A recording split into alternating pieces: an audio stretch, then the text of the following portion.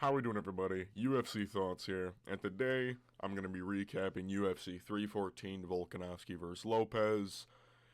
I could not record this immediately after. It was 1:30 in the morning. Fuck that. But yeah, this was an amazing card. Not only because it was fun, but because I did good on picks. I think a lot of people probably did really solid on picks. There were a lot of pretty simple fights to predict on this card. But of course I got some wrong. I went 10-3, I believe. And this card had a lot of finishes, a lot of fun fights. There was only two stinky fights maybe. But yeah, this card was fucking awesome. And I got the main event correct. Speaking of which, let's get right into it. Alexander Volkanovski versus Diego Lopez. Oh my god, Volk is back. Dude, Volk looked really good.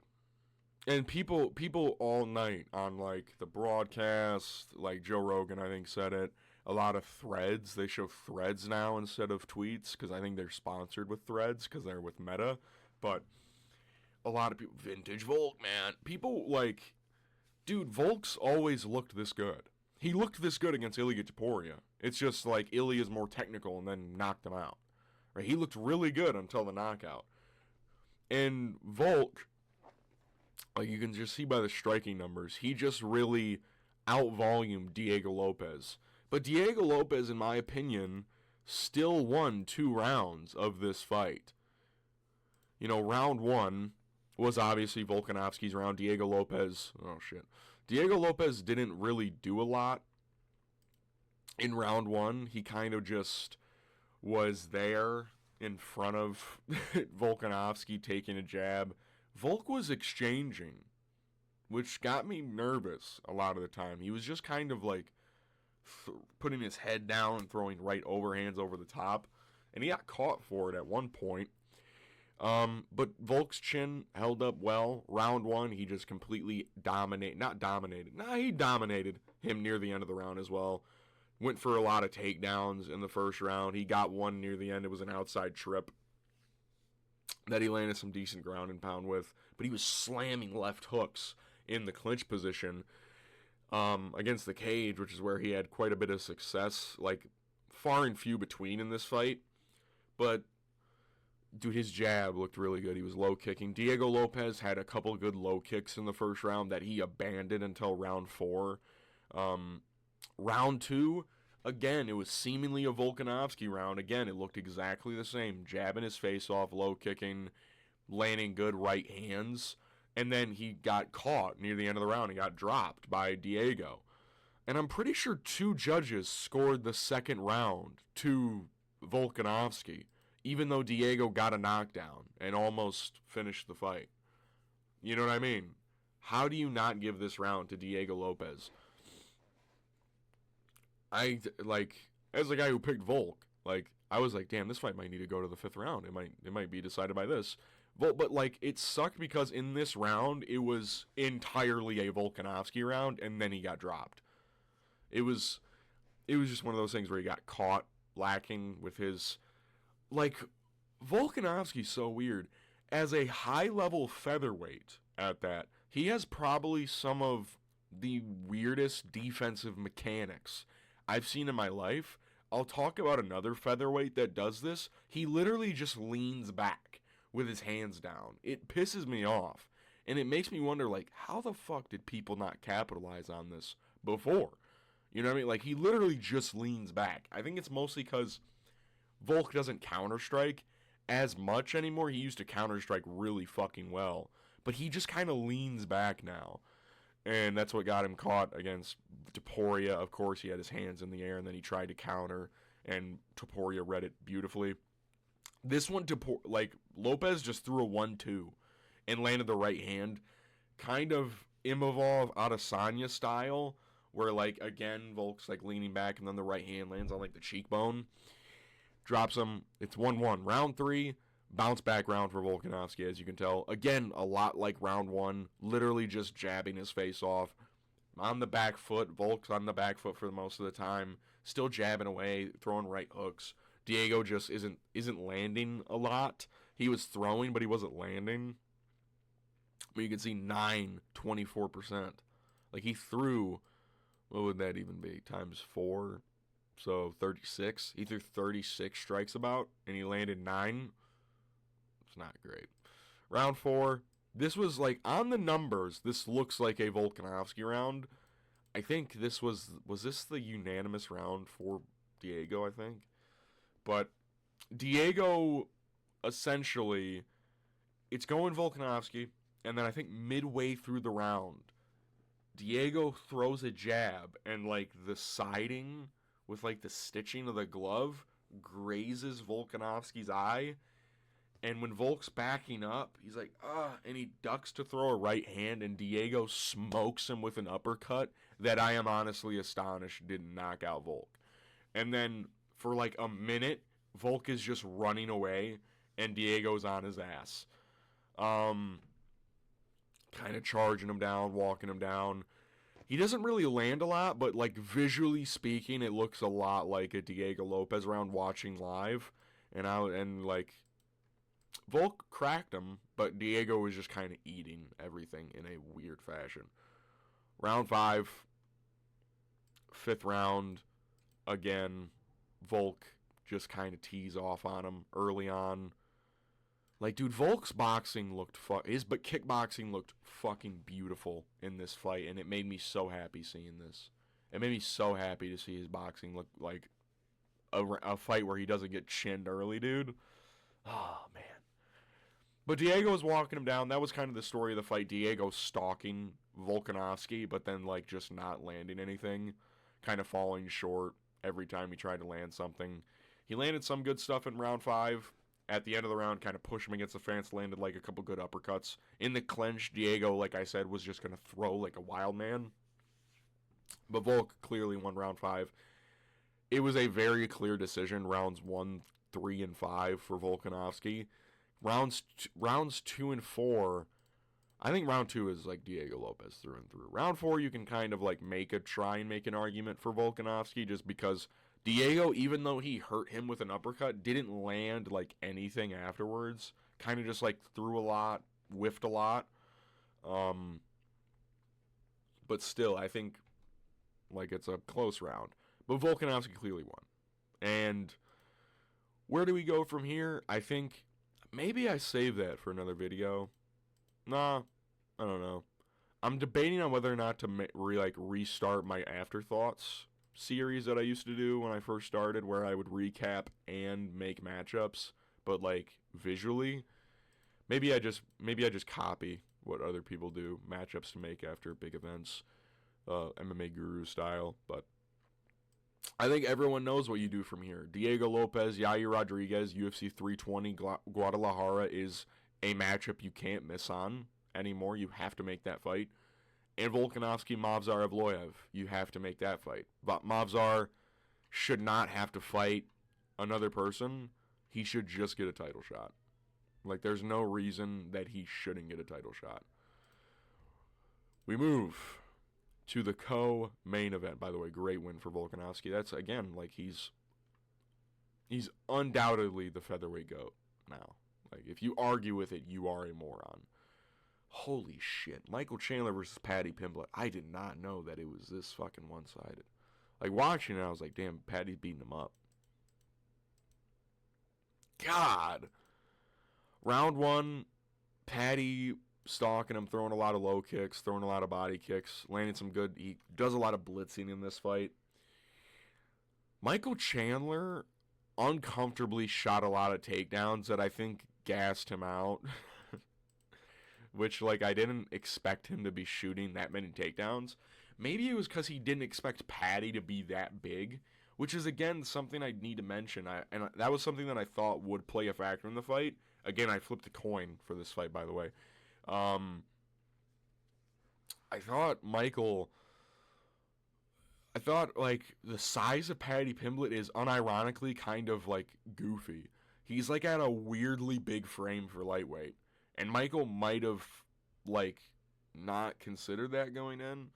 Because, I mean, Michael shot a lot of takedowns and didn't really want to strike with Paddy.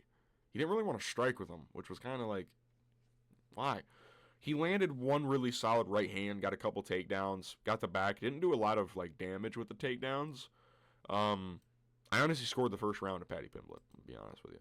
I saw 2 judges score the first round for Michael Chandler. I thought Paddy clearly like swept this fight. Round 2, Michael tries to take him down. He gets the takedowns, and then he rushes the back and falls off and gets full guard.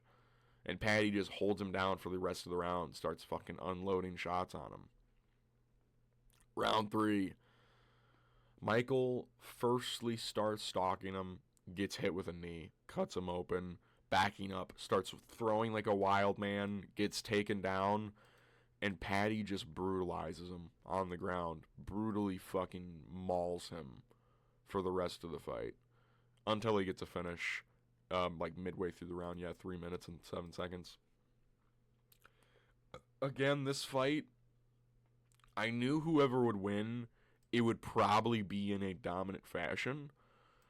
I flipped a coin for this fight, which I'm still going to take, like, consequences for. I should have probably free-willed this and picked Paddy Pimblett, but I thought, like, it's such a weird fight where there's so many, like, defensive mechanics and parts of the games that the other person could exploit. You know what I mean? But Paddy looks good. He looked really good in this fight. Very big, full for the division. And, I mean, when it got to the ground, I mean, he did better than Charles on the ground, like, damage-wise. You know what I mean? He did better than a lot of people do against Chandler. He finished him. And there was no moment where Paddy was, like, in trouble. Like, he got cracked with a right hand. That was about it. He smiled it off. Like, he actually has a fucking chin of steel. I don't know who you matchmake Paddy against.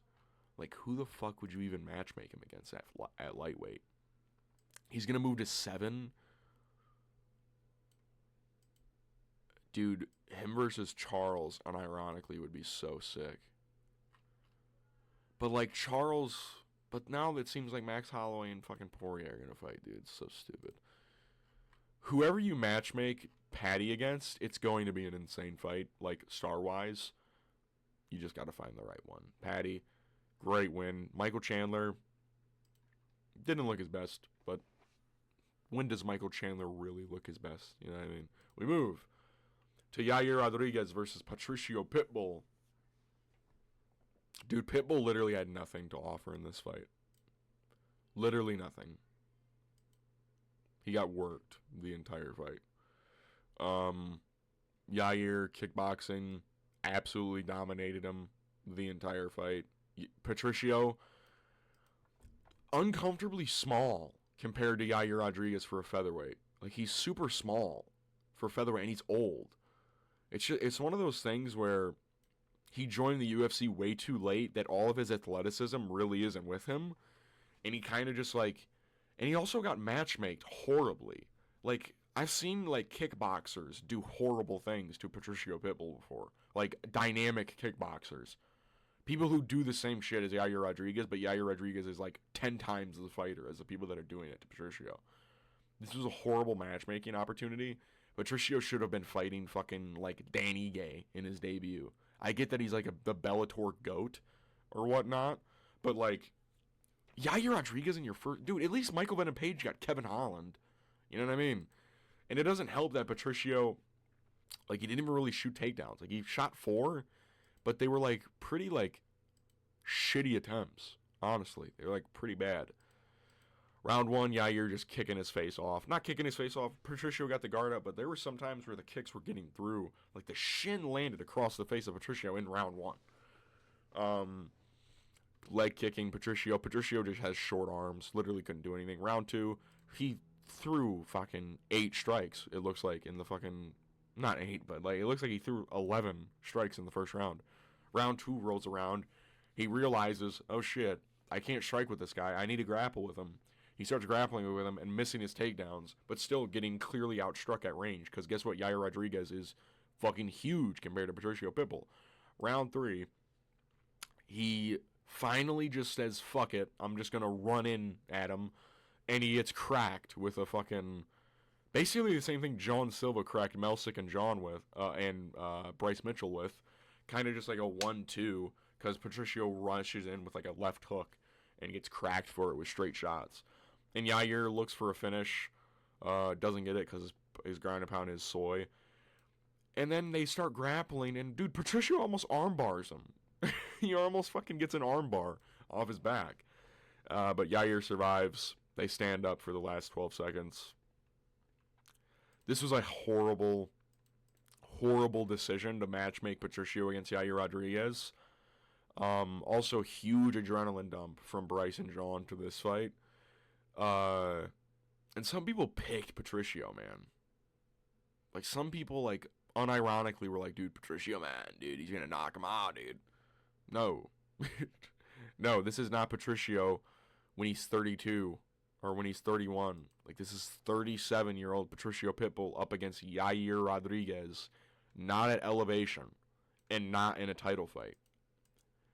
Like, who was the best guy that Patricio even fought in Bellator? Was it Michael Chandler? I'm not, like, super familiar with Patricio's resume, but is that his best win? And how's that lightweight? It's lighter man's skill, fellas. Come on now, brother. Come on, brother. Yeah, it was a good fight, but, like, I didn't care. Also, Patricio did nothing. He did fucking nothing in this fight as well. Yair just completely, like, mogged him. We move. Oh, man. To the religion war that was Bryce Mitchell versus John Silva. Not a religion war. They're both Christians, but, like, good versus evil.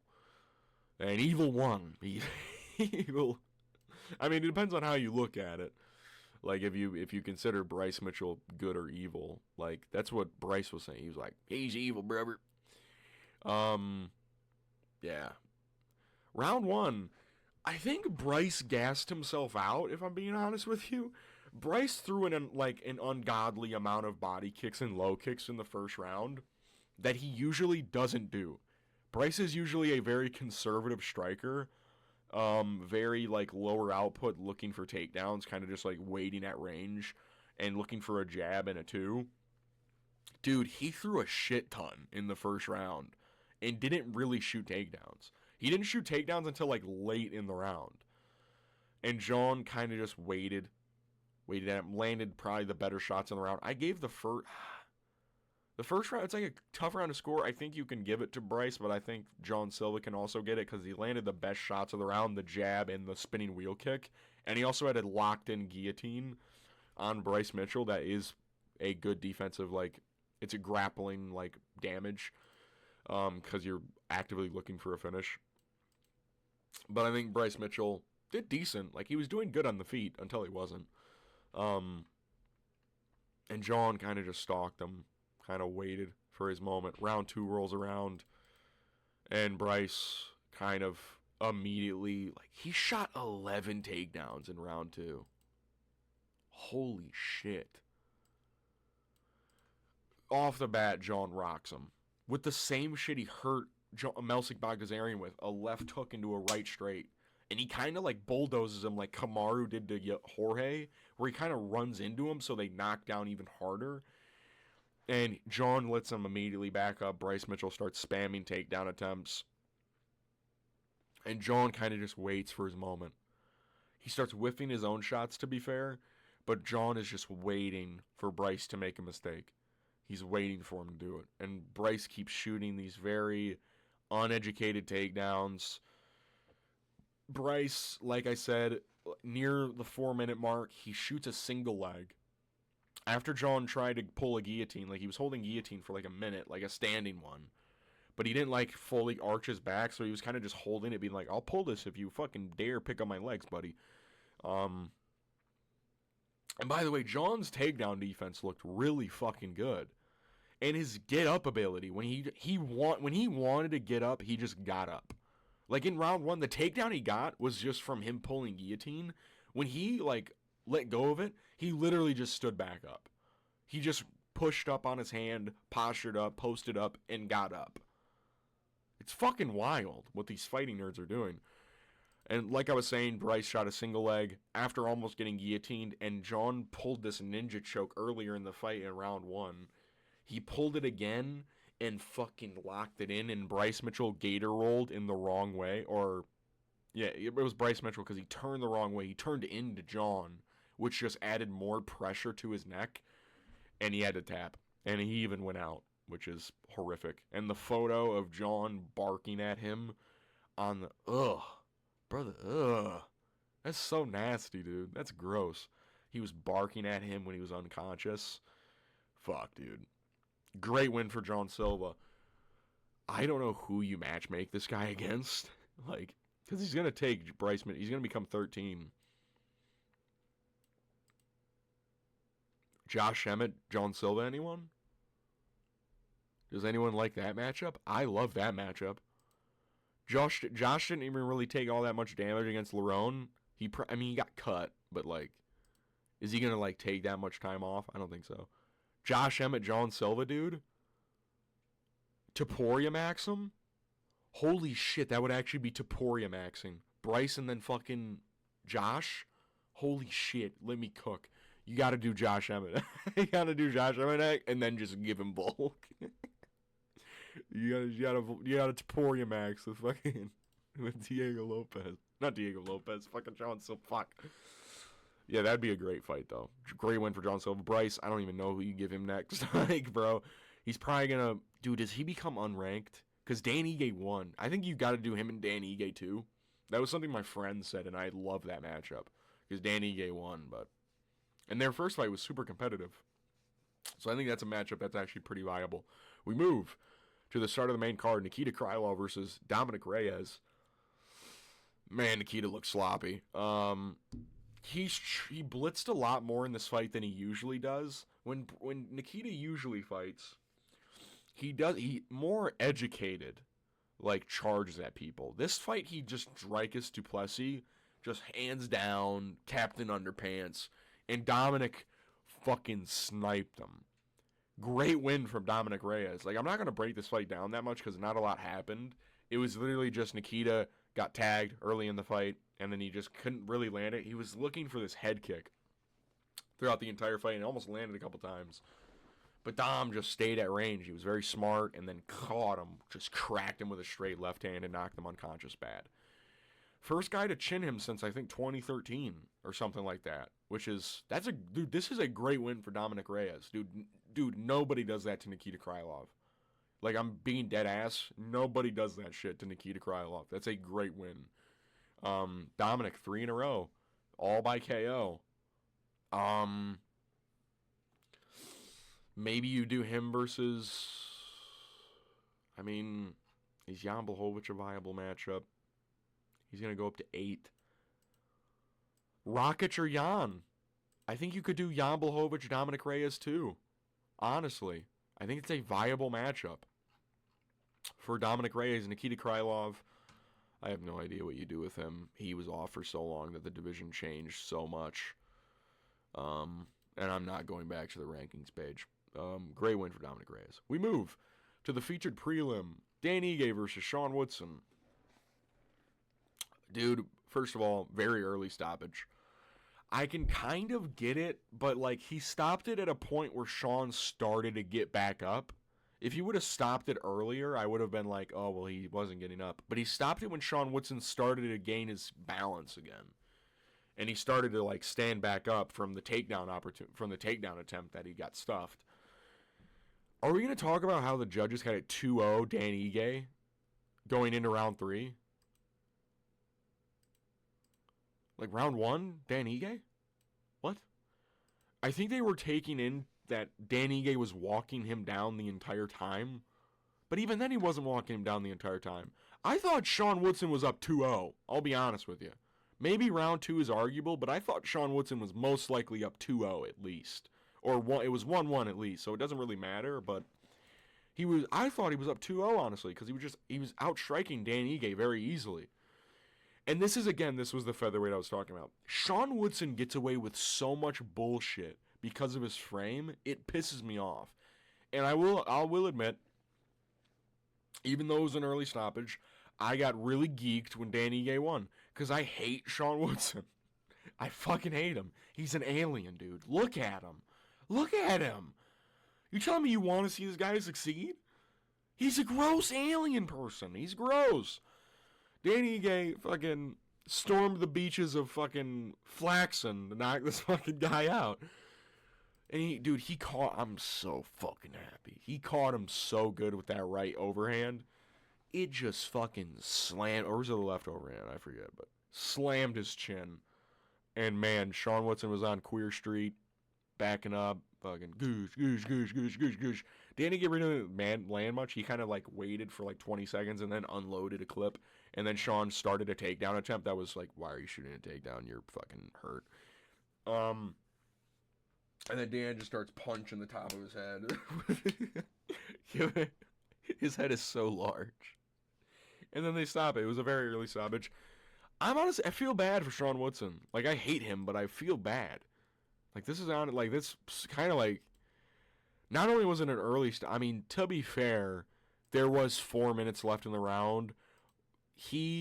Sean Woodson, seemingly, when he gets hurt, he gets really hurt. Like, the Luis Saldana performance comes to mind. He got hurt with, like, a check right hook and then got knocked down with a jab. Dan probably would have found the shot again. Because Sean was already really hurt. Probably would have chinned him anyways, but, like, still, come on. Give him the dude some credit, all right? But, yeah, I'm honestly shocked at the scorecards. Like, I had Sean Woodson up 2-0. I'll be honest. I think that it was the visual of Sean backing up in round 2 and a little bit of round 1 and Dan Ige seemingly landing on the shoulders. Dude, Sean Woodson, like, I'll get back to it. He gets away with so much because of his frame.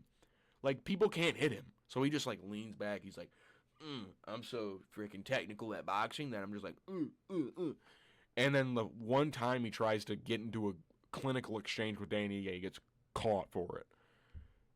You get. I guess it doesn't even matter that he got knocked out. It doesn't even matter if the fight got stopped. The judges all had a 2018 Danny Ige. We move to Yan Xiaonan versus Verna Jandiroba. A good win for Danny Ige. Stays ranked. It seems like nobody unranked can beat this fucking guy. Yeah, very clinical grappling performance by Verna Jandiroba. Just completely sauced up Yan Xiaonan. Just sauced her up, dude. Like, did super good in this fight, in the grappling. On the feet, Yan was landing pretty good shots. Round 3, Verna actually landed some good stuff. But she got takedowns midway through the round. Round 2, she got her down almost immediately. Round 1 took like 2 minutes. And round 3, it took like 2 minutes again. But when she got Yan Xiaonan down, I mean, it was like clockwork, bro. She just got the back, got full top mount, half guard camping. You know, Yan couldn't do anything off her back. Great win for Verna Jandiroba. She's going to fight Zhang Weili next. Like, she is going to be fighting Zhang Weili. I'm going to have to see your face on a poster again. That's gross. I hated the Amanda Lemos poster. I'm joking. But if Zhang Weili beats her, that's actually a really good win. Because Verna Jandiroba, what is she on, a 5-fight win streak now? Yeah, Angela Hill, Marina Rodriguez, Lupita Godinez, Amanda Lemos, and Yan. Dude, these are all, like, really solid wins, honestly. Like, these are all, like, solid wins. Number 1, Lemos was, like, number 4. Lupita was, ranked lower. But Rodriguez was, like, 8 or 6. Lupita was, like, still 10. And Angela Hill was, I think, like, 15. Dude, that's actually fucking nuts. For Verna. Yeah, great win. Great win for Verna Jandiroba. Favorite one. One of my, I think after this I get every fight right. This was the first fight I got wrong. I had this fight wrong, and then I got fucking... We move to Jim Miller versus Chase Hooper. Slick grappling performance from both. They both had some positions, but it was mostly Chase Hooper just out-grappling Jim Miller because he's so much bigger than him and younger than him, and Jim Miller started to tire out. On the feet, Chase Hooper still had some holes. Like, Jim Miller was coming close with some of his big punches, but Chase was kind of, like I said, floaty kind of style. Like weird, like, crescent kicks a lot of the time, like over-the-top head kicks that land on, like, the forehead. Chase is a weird guy, floating in range with a 1-2. Kind of a goober. Shot some takedowns. Got most of them, honestly. What did he go? 8 of 14. And he was actually like submission grappling with Jim Miller, who's really good. Like, he's a very good black belt. And Chase just won every position. There was like a position where they were like fucking entangled with their legs, and he was going for like a half-half position. Like, he was just like not spladling, but he was like trying to banana split Jim Miller. And Jim Miller was like grimacing. He was like, "Argh." He looked like an old man having sex in round 3. I swear to God, it was so funny. Yeah, good win for Chase Hooper. He needs to. I like the Fares Ziam call out. If Fares Ziam does not get a ranked opponent, they're both on win streaks at lightweight. Make that fight. We move to Darren Elkins versus Julian Erosa. I mean, why did this fight happen? Julian, it was assault. Dude, Darren Elkins just got assaulted. He's so old and he's so unathletic that he literally couldn't do anything. He literally just got worked the entire fight. Julian at range was tagging him, dropped him with a jab, like right off the bat. And then proceeded to, he up-kicked him in the face when Darren got a takedown. And Julian fucking healed him to the cheekbone and knocked him out, essentially. Darren gets back up and just Julian starts, like, marauding him. And Darren is just like, I want to go home. I'm surprised he survived for as long as he did. It should have been stopped earlier, because it should have been TKZ Volkanovski stopped, where it's like, dude, just he's dying. He's dying there, ref. It was fucking Mike Beltran. Julian, like, hits him with a knee, and then he, like, falls down, and it's like fucking Drew Dober, Manuel Torres hammer fist to the side of the fucking head, and Darren Elkins just, like, sitting there taking it. I'm like, God damn, dude. Stop it a little earlier, would you? Darren should retire. Julian Erosa, is that like 3 in a row for Julian now? No, it's 3 in a row. Ricardo Ramos, Christian Rodriguez, and now fucking Darren Elkins. Dude, building the win streak. But this also brings to mind, like, how the fuck was Darren Elkins on a 2-fight win streak going into this? Like, Daniel Pineda is dog shit. TJ Brown was the other one, I think.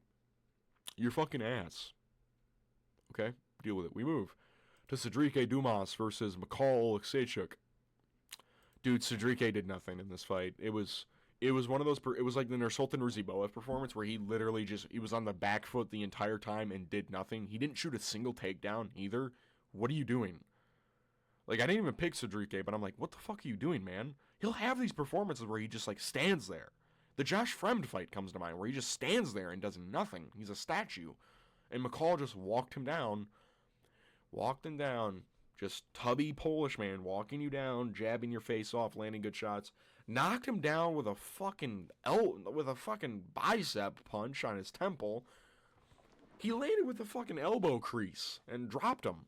Like, bad. I know it was the temple, so his equilibrium probably went shot, but, like, dude, he got, like, chicken danced. I'm like, what the fuck?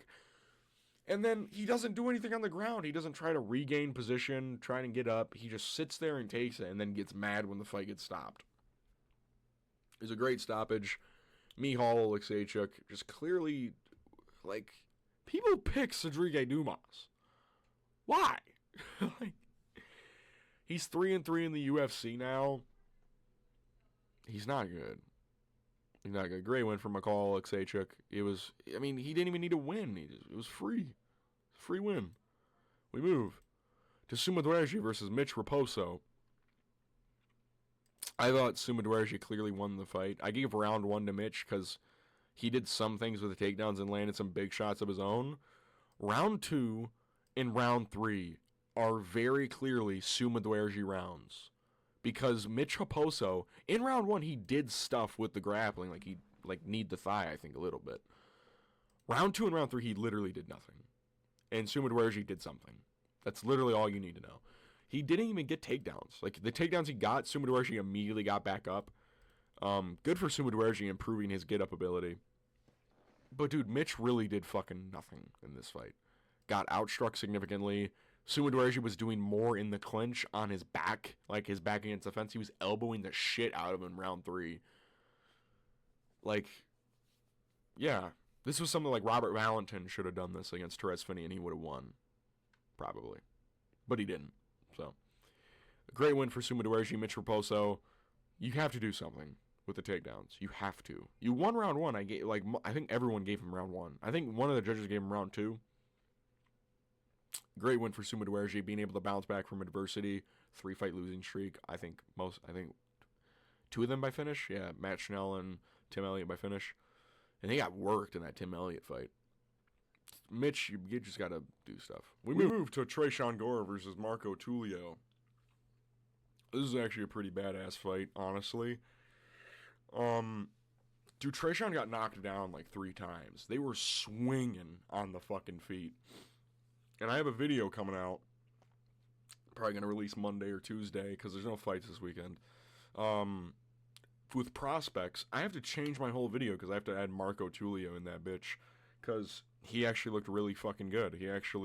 His striking looks, he's very dynamic on the feet, very powerful as well.